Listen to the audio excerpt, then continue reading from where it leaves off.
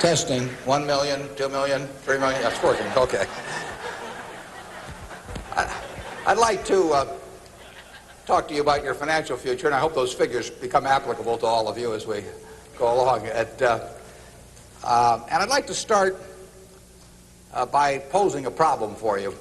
And incidentally, I'm just going to talk for a couple minutes, and we'll do Q&A, because what we want to do is talk about what's on your mind. But I'd like you to think about this for just a second. If, as we walked out of here today, I said I would like to buy 10% of your financial future, I was going to write you a check today, and from this day forth, you were going to give me 10% of everything you earned. How much would you want to charge me for that? I'm going to buy 1/10 of you. And I may take the low bid, incidentally, so be careful what you write down. Well, I think if you thought about that a little while, you can contemplate that for a few minutes. You know, you're going to get a check from me today, and you can do anything you want with the money, but from this day forth, you have to give me 10% of what you earn. I think it would be very foolish of you, any of you, if you asked for less than, say, $50,000. Now, it's going to be a few years before you're out earning money, and so I've got a few years of dead money there. But then I would start getting this royalty on you as you went along. So I really think that if you thought about it, most of you would want a fair amount more than that, and I think you'd be right. Fortunately, I didn't make this deal with anybody when I started out, so nobody's got a 10% royalty on me. But I think that $50,000 would sort of be the absolute minimum.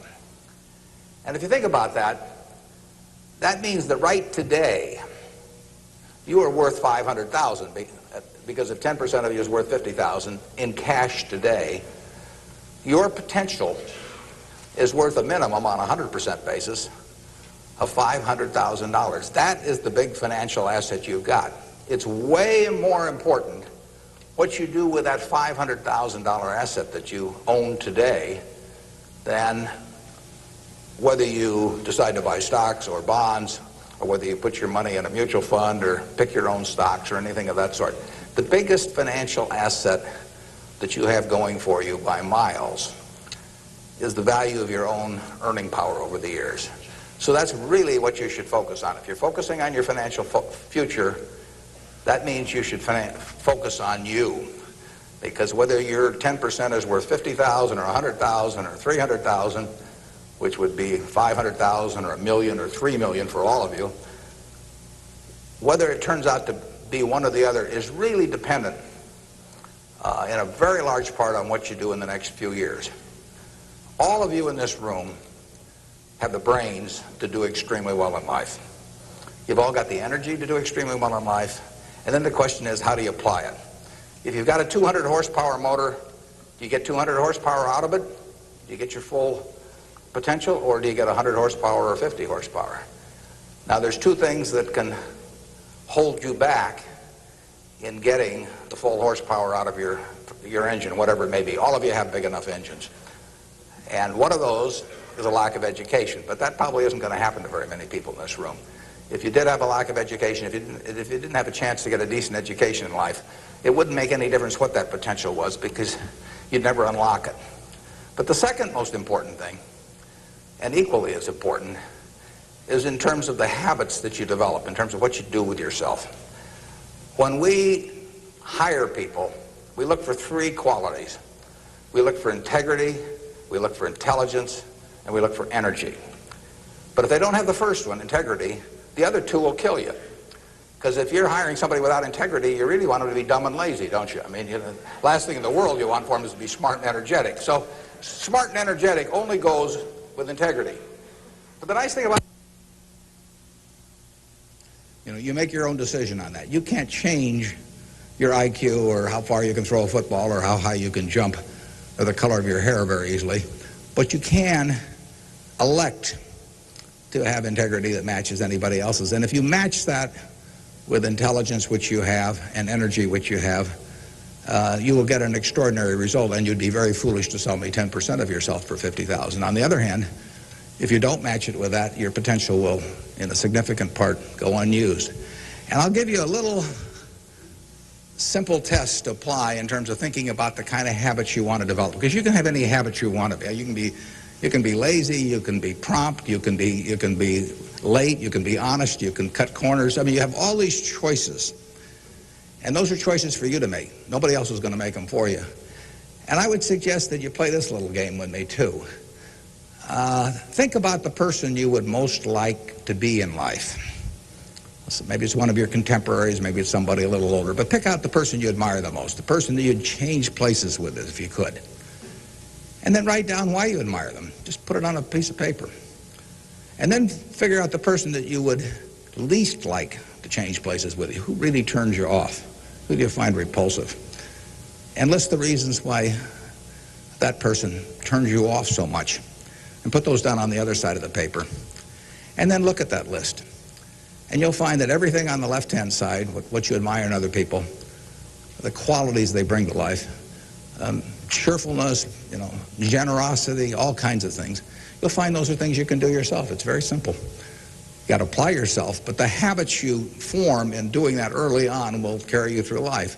And on the other hand, you'll find that the things that make people repulsive, selfishness, obnoxiousness, all these things, egotism, are things that no one has to have. If you find those in yourself, you can get rid of them as long as you get rid of them early. So all I suggest is that you write down a list of what you admire, what you find contemptible, and decide that the ones on the admired side are ones you're going to acquire for yourself. And if you do that when you're young, it'll carry you through the rest of your life. This doesn't work if you do it when you're 50 or 60. By then the habits are too well formed. But if you do it early, behavior becomes a habit. So if you do that, 2 or 3 years from now, if you go through the same exercise, you'll find out that the person you admire the most is yourself. That can be a little dangerous under some circumstances, but it's not a bad thing. I mean, you want to be somebody you like, and you don't want to be somebody that you dislike. And form those habits early. You basically can't miss. Now, I'll give you one other small piece of advice that's just a corollary on this, and then we'll get to your questions. And that is, as a general matter, as a one piece of specific financial advice, I would say, avoid credit cards. Just forget about them. We're in various businesses that issue credit cards. The American public loves credit cards. But if you start revolving debt on credit cards, you're going to be paying 18 or 20%. And you can't make progress in your financial life going around borrowing money at 18 or 20%. You can make a lot of money by lending it out at 18 or 20% over time. If you can find anybody that's good that will borrow from you. But you don't want to be on the side of the equation that's always behind in life. I was lucky. I'd saved about $10,000 by the time I got out of school. That $10,000 was really worth millions I might have earned later on, because after you get a family and everything, the expenses roll in. But those were my tools to work with, but it was only because I was ahead of the game. If you're behind the game by $10,000 at some point and paying 18 or 20% interest on it, you will never, you'll never get out of it. So the trick, I've got a partner that says, all I want to know is where I'm going to die, so I'll never go there. And that's true in financial matters as well. You want to figure out where you don't want to be ahead of time and avoid that. And I get about a dozen letters a day from people who are having terrible problems. And there are 2 reasons why they have terrible problems. One is a number of them have had health problems of some sort. I mean, they have really been hit by or somebody in their family has been hit by some kind of catastrophic illness. And that is it's a terrible thing to happen to any family. And they run up bills they can't pay, and really only society can solve that one in terms of protecting people against that. That's just plain bad luck. But the other one is from people who run up credit card debt, and they're facing bankruptcy, or they've been through bankruptcy once before, and they owe a whole bunch of money, and they can't even pay the interest, let alone pay any principal. And half of my letters come from people like that, and that problem is avoidable. Catastrophic illness is not, but credit card debt is something you bring on yourself, and it's way better, it's way easier to stay out of trouble than to get out of trouble financially. And I will guarantee you, if you run up big credit card debts, you will be in trouble probably the rest of your life in terms of your financial situation. On the other hand, if you get ahead of the game, even it's on a very modest scale, so that money is coming in from investing, and people owe you money or equities owe you ownership, you'll be way ahead of the game compared to paying it, always paying your creditors every month. So my advice to you is, if you can't pay for it, don't buy it, and get yourself in a position where you can pay for anything, and then we'll be glad to see you at Borsheim's or the Nebraska Furniture Mart. Now let's have some questions. Do we have a mic out there that people can either go to or that travels around? And I can't necessarily see too well from we're going to have one mic on each side, so just raise your hand and wait for us to come to you. Okay, we have somebody up front who would like a mic. Anything that's on your mind, ask about. Don't be bashful. Yeah, how would you advise people who aren't necessarily going into a career field in which you would make a large base salary, such as like medicine or something like that, maybe performing arts or music? How would you advise us to keep up financially with the rest of the world? Well, it is true that a market system does not pay as well in some activities as might seem appropriate for the importance of those activities to society. Just take teaching, for example. I mean, teaching does not pay well. And what could be more important? I mean, you've got to be as interested in who the teachers of your children are as who your accountant is, or whatever, or who's winning the heavyweight title of the world, or that sort of thing. But it doesn't pay well, and it's a fundamental choice whether you're going to go into something. For many people, it'd be a fundamental choice whether you're going to go into something you love or something to try and make a lot of money. I think that generally it pays to go with what you love. I think that it's very hard to find people when they get to be my age who say that they've loved what they've done all their life and feel it was very worthwhile, but they're terribly sad they made that choice because they didn't make a lot of money. I don't think anybody's ever said that to me, that they wish they'd gone into something else where they were uncomfortable doing it or didn't enjoy it, didn't feel very productive, but made a lot of money. So I don't think you'll find that. So I would go to work. I would go to work in whatever turns you on.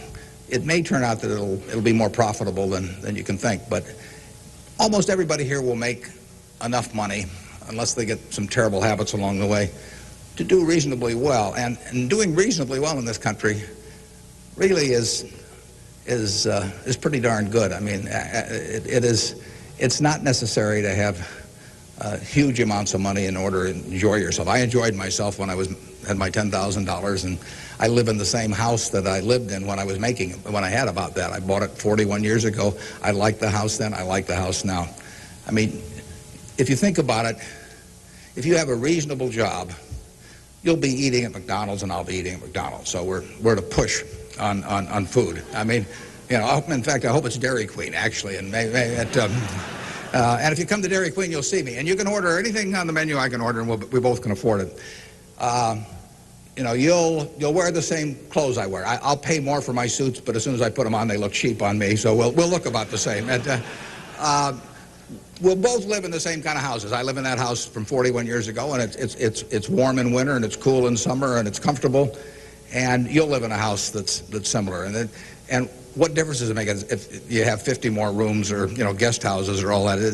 It'll probably just bring you problems. I mean, you have to worry about the greenskeeper or something when you get through. So I have been in the houses of people where the houses are worth probably 200 times what my house is worth, and I would not be any happier in those houses at all. In fact, I'd be less happy. I just have one more thing to worry about, and dozens of people around the place, and people quitting, and people stealing from you, and all kinds of things. To hell with it. We'll drive the same kind of car. In fact, you'll probably drive a better car. I drive a car that's about 8 years old. I don't know what it's worth now, but it gets me around fine. I mean, I'm perfectly happy. We'll watch the same television. We'll work on the same computer pretty much. The only difference will be how we travel long distances. I will fly in a plane that's more comfortable than flying Southwest Airlines or something, which I've got nothing against. But that's the one real big difference. And other than that, I do what I like every day. I hope you'll do what you like every day to do. And I work with nice people. I hope you work with nice people. And there's 24 hours in the day, and those are where the hours go. So great wealth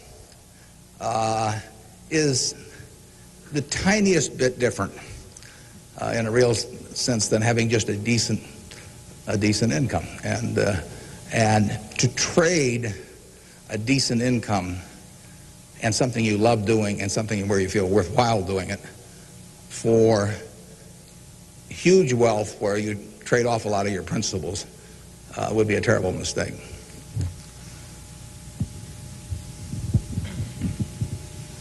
Would you acknowledge your success more on yourself or from the help and teachings of others? Well, I was very lucky in life. If you tell me who your heroes are, I will make a pretty good prediction about what you're going to do. And I had the right heroes. I was very lucky in life, and my heroes never let me down. And started with my dad, and then I had others in business, and so I have had great teachers. Some formal teachers, some that were just informal teachers by instinct or example. And if I hadn't had those, my life, I'm sure, would have been very different. If I'd been born any place else. When I was born in 1930, and at the time, 1 out of 50 births in the world were in the United States. So I came in against 50 to 1 odds against being born in the United States. I would have been a disaster, if I'd been born in Afghanistan or Peru or someplace. I mean, I was extraordinary. I won the lottery the day I was born, by being born in this country. So have you. The odds were probably 40 to 1 against you being born in this country, and they were 5 times more likely to have been born in China, or 6 times, and 4 or 5 times more likely to have been born in India or some other place where it would not have been as easy to exploit the full potential of your talent. So we've all won the lottery in that respect, and that's just plain luck. And I was lucky to be born at this time. I mean, capital allocation is something that pays off extremely well in this society now, but it doesn't pay off in other societies, and it didn't pay off, many years ago. My friend Bill Gates says that if I had been born a few thousand years ago, I'd have been some animal's lunch. I can't run very fast, and I can't climb trees, and I just happen. Those are talents. Nobody asked me to climb trees now, but there was a time when it might have been important. And incidentally, Bill would have been some animal's breakfast. I mean, he can't run so fast either. But in any event, we are lucky. I mean, just imagine being born a couple hundred years ago with exactly the same talents and how far they would have taken you then. The average person today lives so much better than the richest person lived 100 or 150 years ago. So I'm lucky in that respect. I was lucky to be born of terrific parents.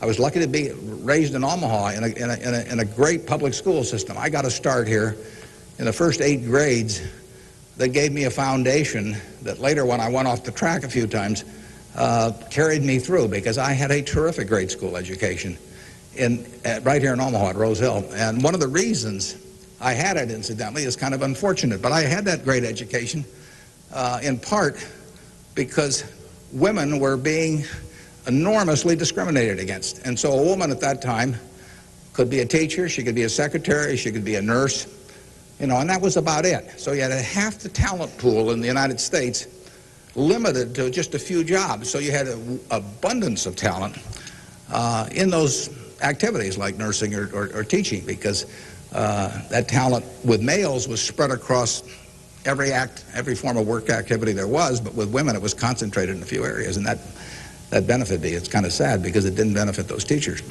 but I was very lucky, and I've really been that way all my life. And what I do is important as what a good teacher does or a good nurse does or something of the sort. I think that's quite questionable. It pays off enormously well in a market economy like the United States, but that's an accident. It didn't have anything to do with any innate ability of mine.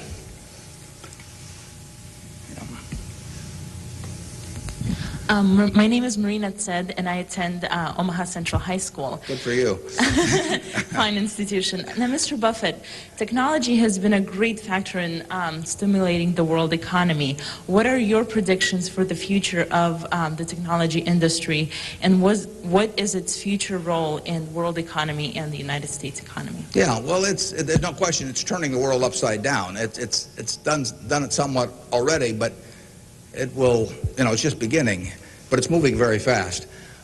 I met Gates on July 15th, 1991. I was out there for a 4th of July celebration with a friend and who subsequently died, Meg Greenfield of the Washington Post, and she took us down to visit the Gates family. And he tried to educate me about high tech, and he'd had better luck with chimpanzees. I mean, I was really a disaster, but he's a good teacher. But one thing he told me was that at the time, he said, you've got this model in your head of the world, and your model has time and distance as very limiting factors. And he said, they aren't limiting factors anymore. He said, the cost of talking to somebody around the world or getting your message in front of somebody or publishing, he said, it's going to be zero, or so close to zero it doesn't make any difference. And, that was revolutionary. But it's happening already in a very, very big way. And it's just, 8 years later, and it's exploding. So high-tech, information technology, whatever you want to call it, is changing the world, and it's going to change it in a very, very big way. And it'll change, that's one of the things I think about in businesses we buy. We announced the purchase yesterday of a furniture retailer in Boston, in the Boston area. And, I think to myself, what effect does this new world have in terms of the internet on furniture retailing? You have to think about questions like that. The changes will be huge. I played bridge yesterday with people all over the country, but I played it with people all over the world. I just sit down at my computer, and I've got some popcorn there, and I'm in khakis and a sweater, and I can have a bridge game in 30 seconds with people all over the world, and no cost to it, basically. That's a lot different than trying to arrange a game with 4 people in Omaha, on a day when one guy wants to play golf and another wants to watch baseball. And it changes things in a huge way. We are very fortunate. It's in the degree to which the United States leads the world in this area. We have a lead. It's hard to think of who's in second place. And 15 or so years ago, this country had an inferiority complex. It'd be hard for you to remember because you weren't old enough to be around then, but in the early 80s, we were wondering whether the Germans and the Japanese were going to own everything, and that they were going to make all the steel, and they were going to make all the cars and everything else, and the television sets, and we were going to flip hamburgers. That was the standard line. And just imagine in a short period like 15 years how that's changed around.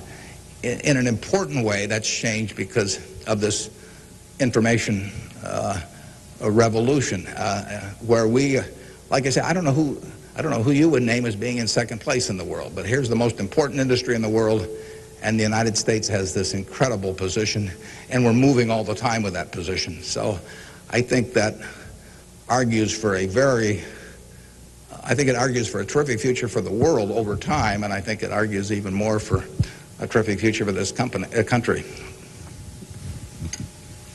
What are the best ways for youth to get started now in securing their financial future? For what to secure their financial future?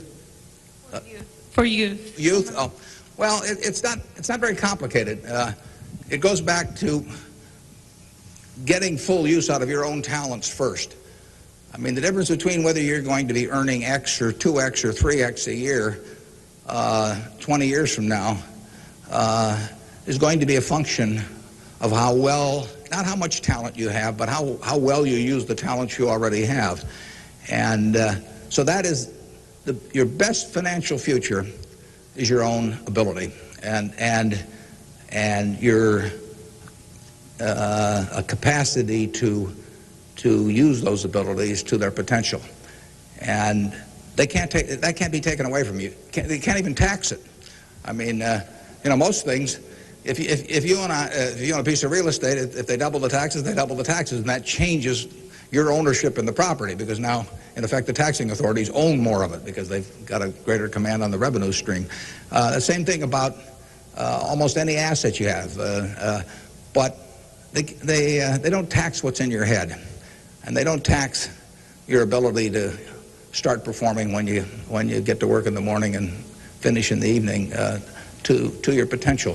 One of the things that amazes me is how people who really do perform well just sort of jump out at you once you're running a business. When I got out of school, I thought, everybody would behave that way, but they don't. Most people sort of go through life in a sleepwalk, and if you don't, you will stand out. So the biggest thing for your financial future is yourself. Now, beyond that, it is always being ahead of the game rather than getting behind the game. It's saving a little, no matter how you do it. I mean, I delivered papers, I worked at Penny's, I sold golf balls, I had a pinball machine around. I did a lot of things that enabled me to accumulate about $10,000 by the time I got out of school.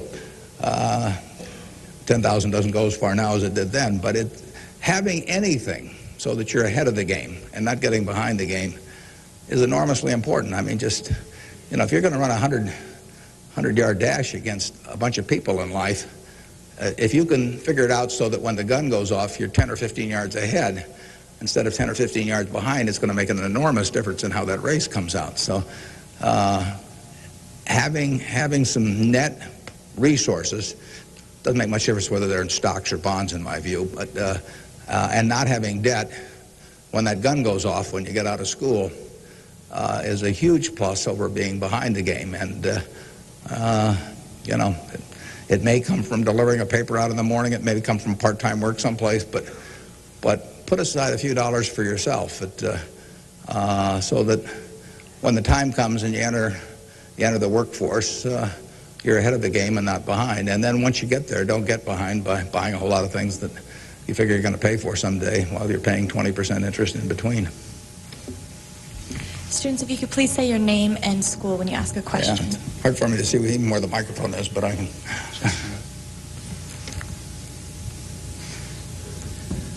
My name is Patrick Doherty, and I'm from William La Vista High School. I was wondering, with the increasing costs of education today, what can students do to deal with their debts once they're out of college? Well, that's a tough one. I mean, I guess I'd pay it off as fast as I could, and I would incur as little debt as possible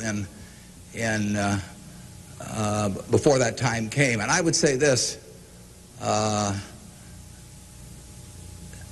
in my experience in business, there is very little difference, if any, between a very high-priced business education and what's available for a lot less money. So I went to the University of Nebraska at Lincoln my last year in college. I went to Wharton for a couple of years before that.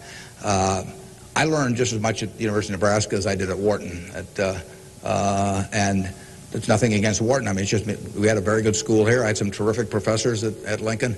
And so I would not assume that if I was paying a few $1,000s for an education here in the state, for example, versus paying huge amounts elsewhere, that it was going to make a lot of difference. A lot of the education, you need to be prodded in the right direction, but an awful lot of it is self-taught.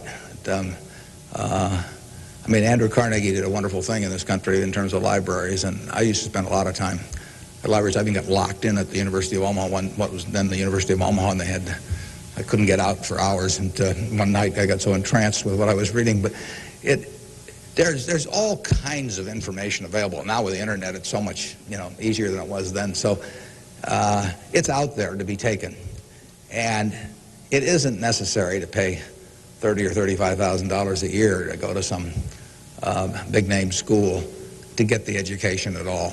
I mean, if you're going to learn accounting, which is probably the most important course you'd take in business, if you're going to learn accounting, you can learn accounting absolutely as well, in my view, going to UNO as going to Harvard. I mean, I see. I'd bet on that, and so I wouldn't run up huge bills in terms of getting a business education. Now, if you're going to get a medical education, I mean, there's certain professions where there may not be any way around spending a fair amount of money and getting in debt to some degree.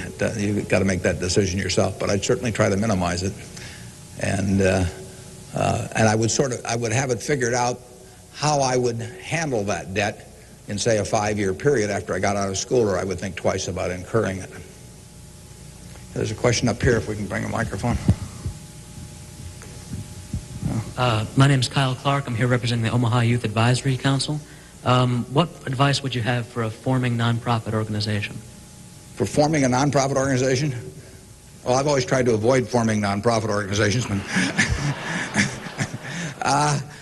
Well, that would depend entirely on what I wanted to accomplish. I mean, it'd be one thing if it was a hospital. It could be another thing. There's so many types of it. So you've got to get people that are experienced and involved in an entity like that. And but it depends so much on the objective you're working at. Yeah, no, I promised this young lady here microphone for a long time. Hi, my name is Kara Harbert, and I attend Millard West High School. And I understand that you're very civically involved, and I was wondering how important of a quality you think that is for an individual in life, and why. Yeah, well, I wouldn't say that I am that. I mean, I do certain civic things. I think your model as a citizen, for example, in Omaha would be Walter Scott. I mean, he is far more civically involved than I am, and incidentally, his predecessor, Peter Kiewit, was too, but Walter's carried it to new heights. So I don't want to take on any mantle for that myself. I do some things. One of the problems I have is I love what I do so much that it sort of takes over. I mean, I'm like a guy that likes to play a lot of golf or something, except I like the business I'm in. But I've got a family that participates very actively. Some of my children work on almost anything that comes along in the civic area. And, in the end, people do what they want to do to quite a degree. And I think I've never talked to anybody that enjoyed working in civic activities that didn't feel where it was very worthwhile after they've done it. I mean, they built something, and participating in building something is always a lot of fun. And actually, you can have a good time. We have this golf tournament, for example, in September, and we raise some money for civic things, but everybody has a good time, so nobody's paying any price by doing it. I'm having a good time. The people who come are having a good time, and we get to show Omaha off to people. But you should be enjoying things you go along, and you will if you work in civic activities that interest you. And you can do the same thing in politics. I mean,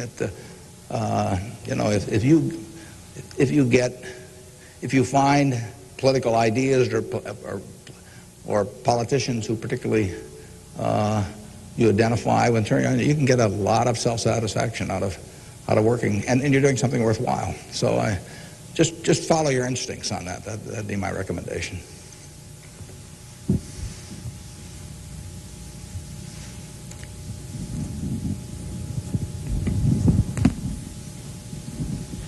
Hi, my name is Jeremy Graham from Millard South High School. We're probably the elite youth of today, and I have a question. What do you see as the biggest economic problem facing the youth of today going into the future? Yeah, I don't think that you're going to have enormous economic problems. I think you will live in a society where the average person lives better by a significant margin than the average one of a generation earlier or 2 generations earlier. That's been the history of this country. It's a marvelous country that way. I mean, when you think of it, we have 4.5% of the world's population, and what's been accomplished here is incredible. 53% of the value of corporations that are publicly traded in the world exists in the United States with 4.5% of the population. This country always has done well. They say in stocks that you should buy stock in a business that's so good that even an idiot can run it, because sooner or later one will. And that's not terrible advice. Well, that seems to have been sort of the history of this country from time to time. I mean, we've had all these problems that have come along. If you look back on the last 100 years and list all the problems this country has run into, you can make a very long list. And a lot of people who focused on those problems at the time have missed the bigger picture. And the bigger picture is that every generation lives better than the one before it. And that's because of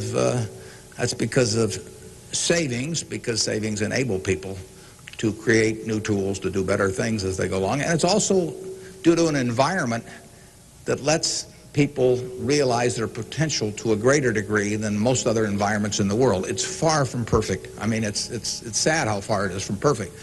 But it is better than anything else around. I mean, in this country, you don't have some commissar or something running a big business in this country. You've got a guy like Jack Welch. And a fellow like Jack Welch makes a difference of night and day in terms of the productivity of that business over a period of decades. And productivity is what causes the standard of living to rise. So a system that throws up the Jack Welches of the world to run businesses is going to have an enormous advantage over a society that does it by heredity or that does it by government edict.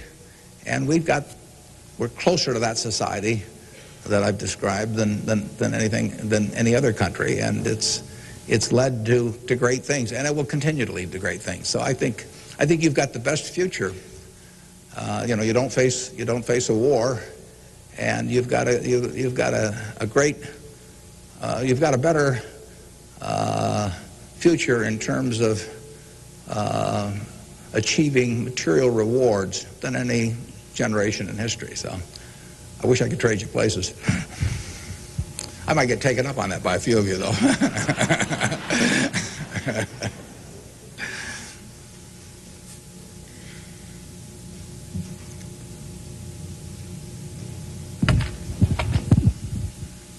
Hi, I'm Ryan Wilkins from Millard West High School, and I was wondering if you could speak for Mr. Gates were afraid of the impact on Y2K on the economy, or specifically the stock market. Yeah, well, I'm glad you gave me a chance to bring in other people, because I'm the last guy in the world to understand about Y2K. I don't know why this microphone's working. I don't know why lights go on. Or I flip on the switch of my television set and pray. I mean, it's all beyond me. But I would say this: the smartest people I know in that area, in large part, think it's going to be a non-event. In this country. I can't speak for the rest of the world, but so I think you'll wake up on January 1st and find the world hasn't changed from December 31st. Now, I would say this: you might get a whole bunch of friends to write you checks for $1 billion on December 31st and then deposit them, and who knows what'll happen? You can't lose anything. I mean, all they do is bounce, and if the system gets fouled up, you might find a lot of money in your account. But I wouldn't count on it. We own a company called Executive Jet. We have about 1,400 or 1,500 customers who own pieces of airplanes with us, and so we've got 160 of their planes and some of our own flying around. It'll be very interesting to me to see what the advance people let us know ahead of time when they want to use it. It'll be very interesting to see how many sign up for January 1st at 12:01. But it wouldn't bother me to fly them in the least on January 1st or do anything else on January 1st. Ideally, I hope they're getting prepared to watch the Huskers play in the big game. I'm Jamie Solis from Twin Valley, and I was wondering, how do you decide what you invest your time and money in? Yeah, well, I like to find businesses that have good economics. Now, what are good economics? Well, good economics are a business that has some kind of a moat around it that makes its product or its service or its location or something a little more desirable to the customer than any other sort of comparable product. The number one candy bar in the last 30 or 40 years has been Snickers. People don't fool around with different candy bars. They fool around with different length dresses, they fool around, with all kinds of things, but they don't fool around with candy bars because they figure, they're going to go in and lay out 50 cents or whatever it is and put it in their mouth. And they're not going to, for 50 cents and putting it in your mouth, I mean, you're not going to say, I'll lay out 45 cents and put something else in my mouth. So you find that very stable. And we like businesses that we think we can figure out where they're going to be in 10 or 15 years. I don't know where the information technology businesses are going to be in 10 or 15 years. I know where Snickers bars are going to be in 10 or 15 years. They're going to be selling just about the way they do now. I know where Wrigley's gum is going to be in 10 or 15 years. There's not going to be a lot of innovation in chewing gum. The internet's not going to cause people to quit chewing gum either. I mean, Gates may think so, but I don't think so. But it's predictability regarding the sustainability of a competitive advantage, something special about a product. So we look for those kind of products, and then we look for people that are running the business that are honest and able. And, you know, it's easier to find people that are honest and able than it is to find businesses that are going to stay wonderful for a long period of time. There are a lot of businesses that looked like they were going to stay wonderful that really evaporated over time. But that's what we're looking for. And the nice thing about it is we don't have to find very many. If we find one a year, that's terrific. You know, because you don't need 100 or 1,000 great investment ideas to do well. You need a couple. And the discipline is the most important thing. We don't need brain power. We need discipline. You don't need 150 IQ to do what I do. Thank God. You know, you don't need 140. You don't need 135. You may need 115 or something like that. But you do need discipline. You have to wait until you see the fat pitch to swing at. Because investing is a no-called strike game. You know, if I were a baseball player and I only liked pitches 2 inches above my navel, you know, some guy could learn that and he could pitch me, you know, 3 or 4 inches below that, and I get called out on strikes because I never find a pitch I like. You can get called out on strikes in baseball. You have to swing at pitches that you don't even necessarily like, particularly after the count gets to 2 strikes. In business, you don't have to swing at anything. You can sit there and the paper says General Motors at 68, or it says General Electric at 115, or it says General Dynamics at 63. And if you don't like those prices, you don't have to swing. You can wait there day after day after day after day, and there are no called strikes. Now, when you swing, when you decide to buy something, then, you know, if you swing and miss, it's a strike. But it's a marvelous game to be in because there are no called strikes, and you can simply wait for that one time in a month or 6 months or a year or 2 or 3 years when you really know what you're doing, where you like the price, where you like the people running the business, and then you swing, and you only need a few swings in your lifetime. So that's the way we try to pick businesses. We try to stay with things we understand. I mean, there can be all kinds of wonderful investment opportunities out there that I don't understand. I don't know what cocoa beans are going to do next year. You know, maybe you know, but I don't know. I don't know what crude oil is going to sell for. But I don't have to know. I just have to know the things. I have to know what I know. I have to know where the limits of my understanding are, what I call what my circle of competence is. And if I'm only able to evaluate 5% of the businesses in the world, no problem. I just stay within that 5% and try and find something. And that's, most people get in trouble because, in investments, because they get itchy. You know, they can't discipline themselves, and they hear about other people making money. Nothing upsets people so much as to hear about their friends making money. I mean, that's very destructive to discipline because they think, you know, I'm smarter than that guy next door, and he just bought that new car with the money he made trading stocks on the internet, so why can't I? Well, the answer is you can't over time. You will lose money if you trade stocks actively. And it's hard to exercise the discipline. But anytime you buy something, you should be able to take out a one-page sheet of paper and say, I'm buying General Motors at 65. I'm buying General Electric at 150 because. And you should write down the reasons. If you can't fill out the sheet, if it's because somebody told me about it at a cocktail party last night, that's not good enough. If it's because my broker told me about it, that's not good enough.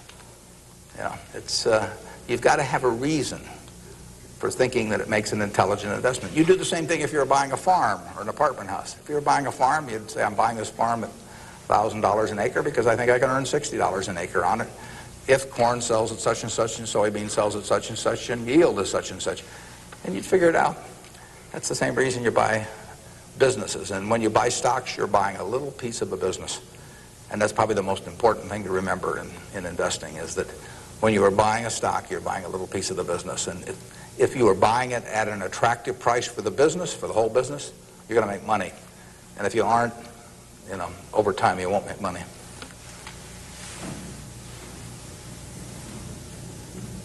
Hi, my name is Cliff McAvoy from Elkhorn, Mount Michael. Reverend Jesse Jackson talked to us earlier. He seemed to believe that the moral standards of today's society will eventually affect us in business. How do you feel this will affect us as youth growing up in the United States? He said the moral standards will affect us how? Like the moral decay in society today will affect us in business by how we feel and how we interact with other people?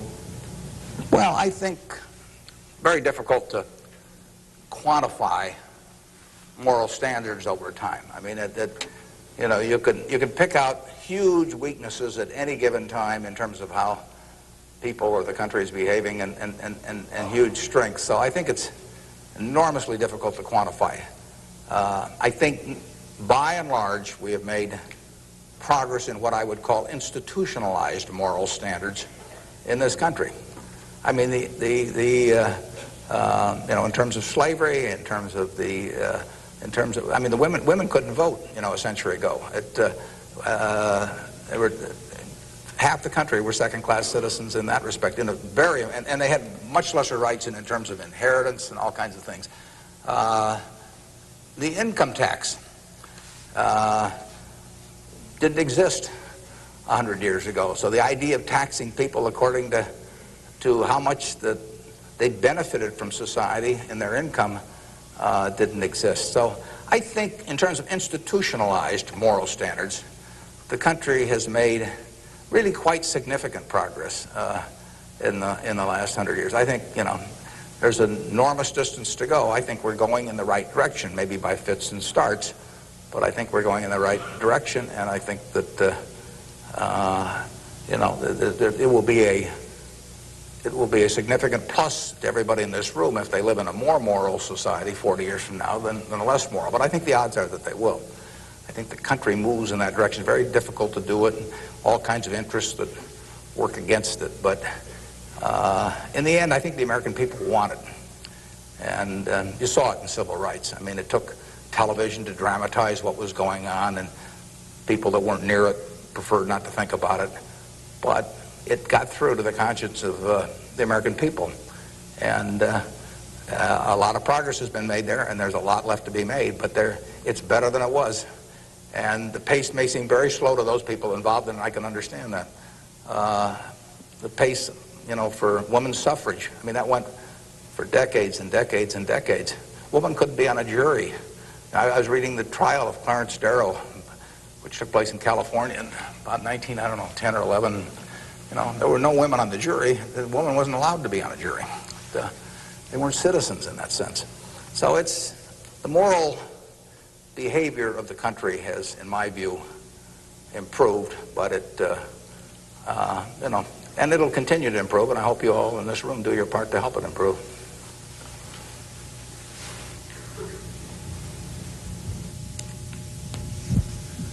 Hi, I'm Nick Jors from Central High, and I was wondering how, since the stock market's so high right now, if it'd be smart for us to get involved now or to wait till it goes down a little, or what?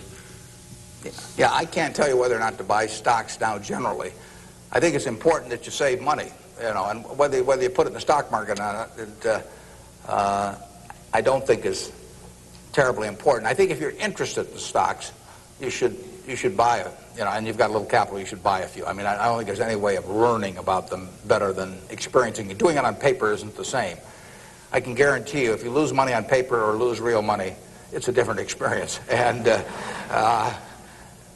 so I think you'll learn more about yourself if you do it that way. I bought my first stock when I was 11. I was at Rose Hill at the time, and I bought 3 shares of City Service Preferred at 38, and it went down to 27, which is something I still remember, even though I was 11 at the time. And then it went up to 40, and I sold it. I made $5 on my 3 shares after commissions, and then it went to 200 and something. So, you know, I probably remember that a little better than if I'd been doing it on paper. And I fooled around doing a lot of things between about age 11 and 19 in the stock market. I did charts, I did all kinds of technical analysis, I read every book I could get on the subject, and I didn't do that well. I didn't do terrible, but I was really just floundering around. But that meant by the age of 19, when I read Ben Graham's book, I was at the University of Nebraska in Lincoln, I went and bought this book called The Intelligent Investor, just come out, and it had an enormous impact on me. Now, if I hadn't done, in the previous 8 years, if I hadn't been all over the lot, I'm not so sure that book would have had the same impact on me. I mean, by that time, I was prepared to read Ben Graham's book, which changed my life financially in an incredible way. I mean, I wouldn't be up here today if I hadn't read that book.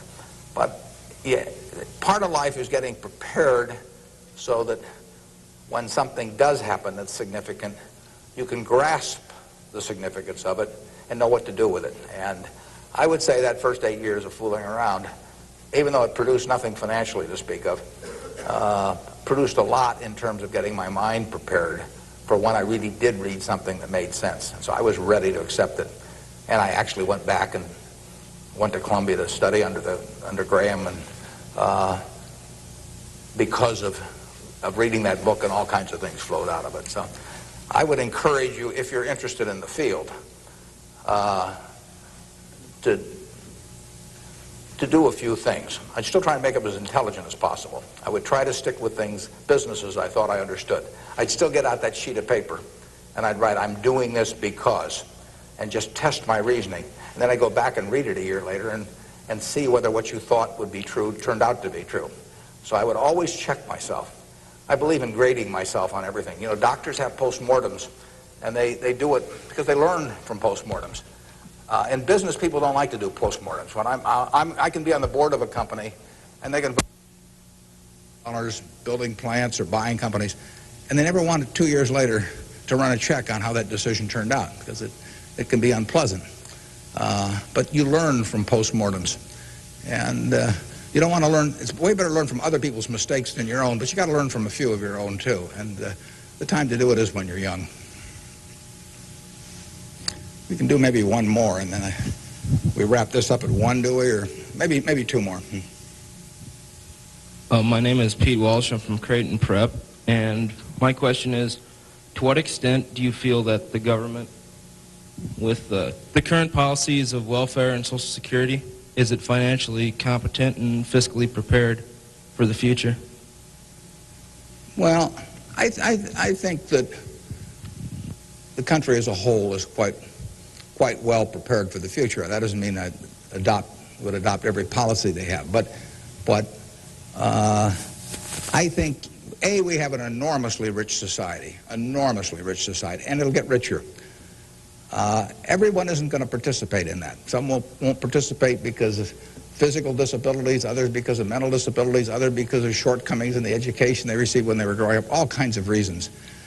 We have a prosperous enough society to be able to take care of those people, and we should take care of them. And how we do it so that they feel most useful in life, and how we do it so that we continue to encourage people to be more productive themselves and all that. I mean, those are not easy questions, but that shouldn't take our eye off the ball of feeling we should do something about it.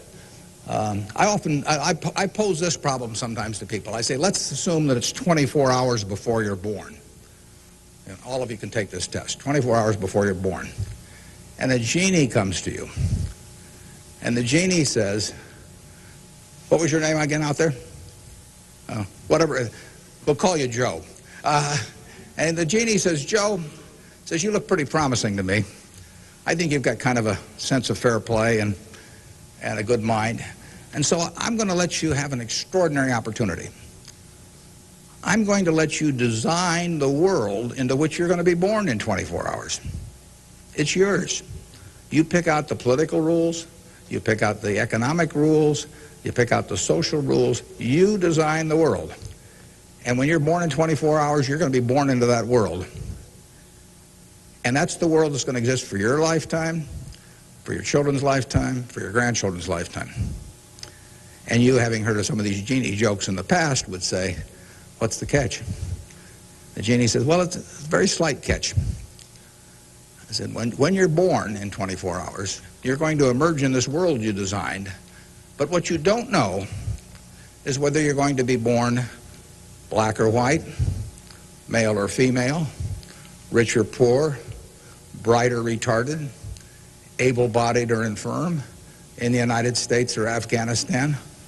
All you know is that you're going to reach into this barrel, which now has 6 billion balls, as we know, representing one person, every person in the world, and you're going to participate in what I call the ovarian lottery. You're going to take one ball out of that barrel, and you're never going to get another ball. That's you. You're going to get one ball, and now you're going to emerge. Now, what kind of rules do you want to have for that society, not knowing which ball you're going to get? Now, that I put to you is the way I think people should think about social policy. And if you're lucky enough to be born in this country, you've won the lottery already. But we should have a system, in my view, that encourages the Jack Welches and the Bill Gateses and all of that to work far beyond the time when it has any economic significance to them. We want people commanding those resources who are extremely able at commanding them. That's how the standard of living moves forward. So we should want, Tom Osborne coaching in Nebraska. We should want Bill Gates designing software, and we don't want to mix up those two. We don't want to get Bill coaching in Nebraska. So you want a system that gets people to their potential and puts them in the position where they can do the most good for society. But you also want a system for the people who get the wrong ball. I mean, somebody's going to get the ball, that says 80 IQ. Somebody's going to get the ball that says this disease or that disease early in life that cripples them. And we've got a rich enough society that we can take care of those people. And I think that, to get back to your question, I think that this society will move more and more in that direction. It has the capability of moving more and more in that direction as our resources and our output increases. And I think that it has the will to do that in a general way, although, like I say, there have always been lots of fits and starts. So there is no shortage in the United States of resources. There's no shortage of output. You have to have a system that encourages people to behave to the limit of their abilities and puts them in the right place. But then you have to make sure that everybody gets taken care of, too. Now, we can do one more, and then we'll break. I'll let the fellow with the microphone, or woman here, make the decision. Hi, my name is Ben Gold. I go to Brown Talbot. And I wanted to know, how do you think the media affects the world economically today? Well, it's a small question. Well, what it obviously does, simply because it's moved so far technologically, is it's brought it together in a big way. I mean, I was over in China a few years ago, and I was right after the time of the women's conference in Beijing, and I was reading the Chinese coverage of that conference, and of course it had nothing to do with what was taking place, but the internet was coming in, and you can access the Washington Post or the New York Times or anything. I get the Washington Post at 9:30 here at night.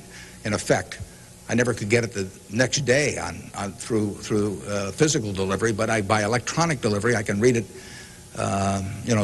Probably earlier than most of the people in Washington are reading it. So the ability to communicate and the degree to which the world can have awareness of what's going on every place in the world is just, it's been a quantum leap. And, that will have, there are a lot of things that come out of that. And net, they're a plus over time. But the ability of information to be available to everyone worldwide almost instantaneously, it can be huge advances in things like medicine, for example, just to pick one.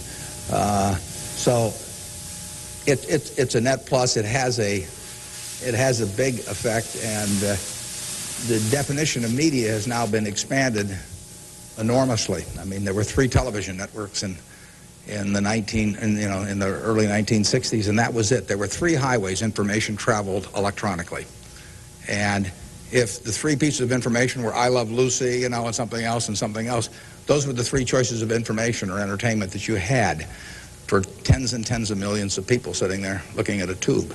Now it's unlimited, and that's only, 3 or so decades. So it's just exploded, and it'll continue to explode. And net, I think it's a plus. And I think it's 1 o'clock. I want to thank you all. I wish you well. You're going to do terrific. Thanks.